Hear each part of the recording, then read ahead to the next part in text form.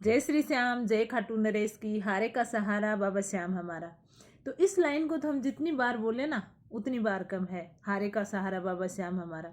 तो चलिए मैं आपको बताऊंगी कि फागुन के महीने में बाबा श्याम की पूजा पाठ और उनका भोग लगाने का तरीका। अगर हम इस तरीके से पूजा पाठ करते हैं, भोग लगाते हैं, तो शुक्ल पक्ष की एकादशी तक, जब शुक्ल पक्ष की एकादशी आएगी तब तक आपकी जो भी मनोकामना है वो पूर्ण हो जाएगी। क्या करना है आपको?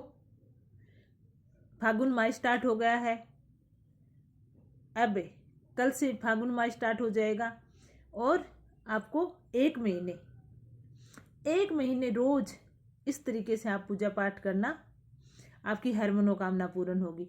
वैसे तो हमें बाबा की रोज पूजा पाठ करनी चाहिए और हर तरीके से, जैसे हमें जो चाहिए वो बाबा हमें देते हैं।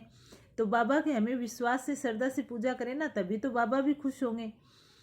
तो अब आपको क्या करना है, रोज सुबह नहा धोकर, पीले वस्त्र हैं आपके पास तो पीले वस्त्र पहने, नहीं है तो धोए हुए आपको कपड़े पहनने चाहिए। उसके बाद एक पाटा लेना है और उस पे चावल से स्वास्तिक बना लेना है।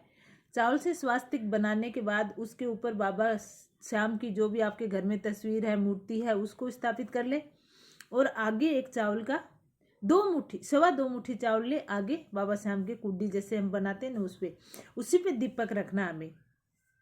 फिर आपको क्या करना, कच्चा दूध लेना है एक। तो जब भी आप सुबह शाम भोग लगाओ, पहला भोग वो कच्चे दूध का यहाँ पे बाबा के भोग लगाओ, क्योंकि बाबा को कच्चा दूध बहुत प्रिय होता है। जब बाबा का शीश जिस जगह से हमें प्राप्त हुआ था, उस जगह एक गाय थी जो कि कच्चे दूध की धारी वहां जाती थी, तो इसलिए बाबा को कच्चा दूध ही बहुत प्रिय है।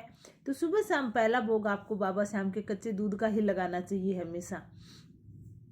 उसके बाद आपको क्या करना है, आपको दीपक जलाना है गाय के घी का और बाबा श्याम के सामने आपको बैठना।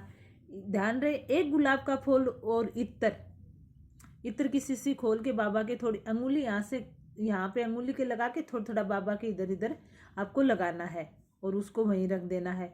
एक गुलाब का फूल आपको अवेलेबल नहीं है, आपके पास रोज अवेलेबल नहीं है तो कोई बात नहीं, अगर मिलता हो तो रोज आपको नया गुलाब का फूल रखना है। ध्यान रहे, कांटे वाला गुलाब का फूल नहीं होना चाहिए। और आपको बाबा के सामने बैठ जाना है। जब आप सामने बैठो तो आपको एक कलश या छोटा जो भी आता है, गड्डी टाइप हम पूजा पाठ में रखते हैं, छोटा, वो पानी का, तांबे का पानी का भर के रखें। आपको खीर बनानी है। खीर में आपको जो डोरे वाली मिश्री आती है वो डालनी है, शक्कर के बजाय केसर डालना है। देसी घी का आपको चूरमा लेना है और पंचमेवा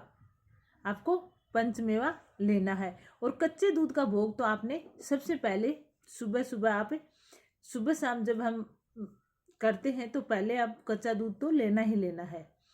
और एक तुलसी, सब में एक एक तुलसी पत्ता रख देना आपको। अब आपको बैठ जाना बाबा के सामने। एक नारियल लेना आपको पानी वाला और उसकी मोली बांध देनी है और रोज अपनी जो भी इच्छा है उसको बोलते रहना बस।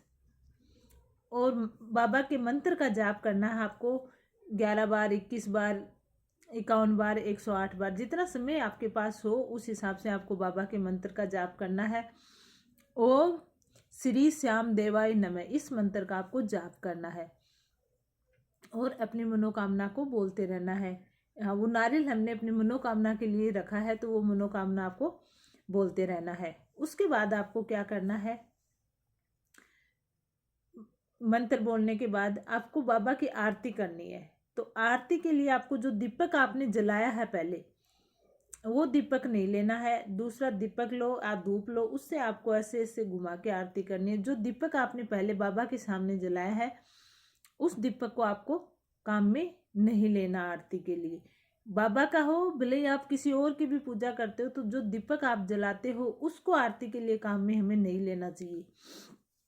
उसके बाद बाबा की आरती करनी है, बाबा से क्षमा याचना मांगनी है कि हे बाबा, मेरी पूजा पाठ में कोई कमी रह गई हो तो मुझे माफ़ करना, मेरी विनती को स्वीकार करना, और आपका धन्यवाद जो आप मेरी मनोकामना पूर्ण की। तो इस तरीके से आपको लास्ट में बाबा से क्षमा याचना मांगनी है और बाबा को धन्यवाद देना है। अब जो प्रसाद आपने लिया, जो जल लिया, उस जल को बाबा के ऐसे चारों तरफ कार लगा के अपने घर में छिड़क दें, और प्रसाद जो आपने भोग लिया था वो प्रसाद के रूप में आप सभी परिवार वालों को देना है। ध्यान रहे कि प्रसाद इतना ही रखें कि आप उसको खा सको, ऐसे नहीं कि आपने ज़्यादा रख लिया और वो पड़ा है इधर उधर, नहीं, इतना ही लेना चाहिए प्रसाद की अपन घर में बांटे तो वो सब खास के, वो प्रसाद है, व्यर्थ नहीं जाना चाहिए। तो आपको इस हिसाब से प्रसाद लेना चाहिए। तो इस तरीके से पूरे फागुन महीने आप बाबा की पूजा आराधना करें और बाबा की कृपा प्राप्त करें। वीडियो अच्छा लगे तो लाइक ज़रूर करना और कमेंट में जय श्री श्याम लिखकर अपने नाम की हाजिरी लगा देना, और चैनल को सब्सक्राइब कर लेना। जय श्री श्याम, जय खाटू नरेश की, हारे का सहारा बाबा श्याम हमारा।